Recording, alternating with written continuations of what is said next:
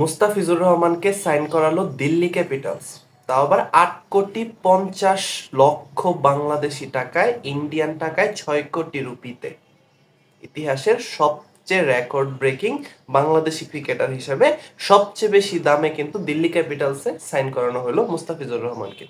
যাই হোক, এরপরের যেই তাজা খবর, মুস্তাফিজুর রহমানকে সাইন করানোর পরই পিএসএল এ লাহোর কালান্দার্সে সাইন করানো হলো বাংলাদেশের সর্বকালের সর্বশ্রেষ্ঠ ক্রিকেটার সাকিব আল হাসানকে। এতদিন পর সাকিব আল হাসানকে মাঠে দেখা যাইতে পারে, সেটা পাকিস্তানের পাকিস্তান সুপার লিগে। পিএসএল এর হয়ে লাহোর কালান্দার্সে বাকি যে ম্যাচগুলো বাকি আছে সেই ম্যাচগুলাই কিন্তু সাকিব আল হাসানকে দেখা যেতে পারে। সাকিব আল হাসানকে অলরেডি লাহোর কালান্দার্স কিন্তু দলে যুক্ত করে ফেলছে, তার সাথে একটা সাইনিং কিন্তু হয়ে গেছে লাহোর কালান্দার্সে। সাকিব আল হাসানকে আপনারা এবং আমি সবাই এতদিন যাবত যে ইউনাইটেড আরব আমিরাতে মানে দুবাইতে প্র্যাকটিস করতে বা অনুশীলন করতে দেখছি, সেইটা আসলে জাতীয় দলের সাথে খেলার জন্য ছিল না, সেইটা ছিল এই পিএসএল যুক্ত হওয়ার জন্য। আসলে সেটা আমরা এতদিন বুঝতে পারি নাই, গতকালকে কিন্তু শিওর করা হয়েছে লাহোর কালান্দার্সে সাকিব আল হাসান খেলতেছে। লাহোর কালান্দার্সের সাথে একটা সাইনিং সাকিব আল হাসানের হয়েছে। রেস্ট অফ দা পিএসএল যতগুলা ম্যাচ আছে সেই ম্যাচগুলো সাকিব আল হাসান কিন্তু লাহোর কালান্দার্সের হয়ে খেলতে পারে। দেখেন, সাকিব আল হাসান বাংলাদেশের ক্রিকেট ফ্যানদের জন্য সবচেয়ে বড় আবেগের নাম। আপনি যত যাই বলেন, রাজনৈতিক ঝামেলা, তারপর সাকিব আল হাসানের ব্যক্তিগত ঝামেলা, জুয়ার জন্য বিজ্ঞাপন বা এমপি সাকিব রাজনীতিতে কেন গেল, সবকিছু বাদ দিয়ে যদি আমরা হিসাব করি, সাকিব আল হাসানের থেকে বেস্ট ক্রিকেটার, যদি ক্রিকেট দিয়ে হিসাব করি, সাকিব আল হাসানের থেকে বেস্ট ক্রিকেটার বাংলাদেশের ইতিহাসে কখনো ছিল না।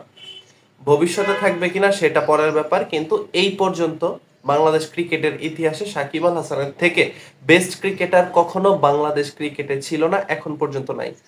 স্টিল সাকিব আল হাসানের মতো ক্রিকেটার বাংলাদেশে নাই, এটা আমি গর্ব করে বলতে পারি এবং গলা উঁচু করে বলতে পারি। যদি আপনাদের কাছে মনে হয় যে সাকিব আল হাসানের থেকেও বেস্ট কোনো ক্রিকেটার বাংলাদেশ ক্রিকেটের সাথে যুক্ত আছে বা পাস্টে ছিল, সেটা অবশ্যই কমেন্ট করে জানাবেন। যাই হোক, বাংলাদেশি ক্রিকেটারদের জন্য, বাংলাদেশি ক্রিকেট ফ্যানদের জন্য পরপর দুইটা গুড নিউজ।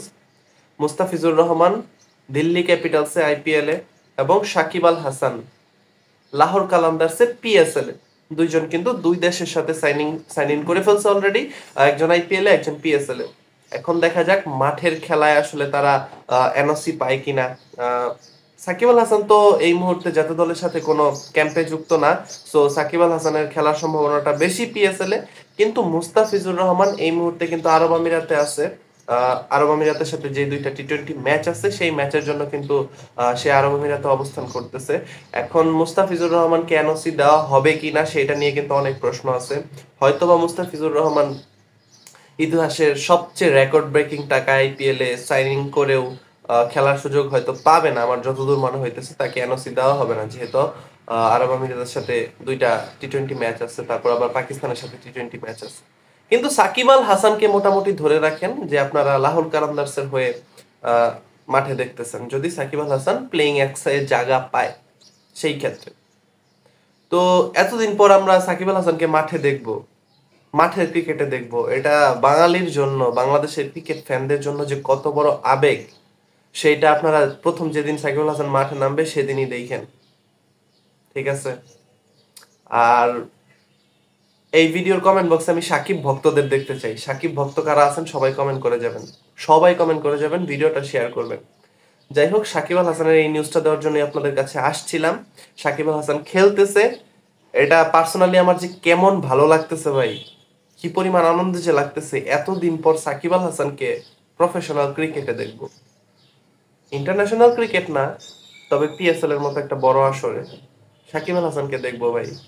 এতদিন পর সাকিব বল করবে, সাকিব ব্যাটিং করবে, কতদিন যাবত চাইতেছি সাকিব আল হাসান কবে ফিরবে কবে ফিরবে, এটা বইলা বুঝাইতে পারবো না। যাই হোক, সাকিব আল হাসান খেলতেছে, এটা এখন ফাইনাল। আপনারা সাকিবের খেলার জন্য অপেক্ষা করেন।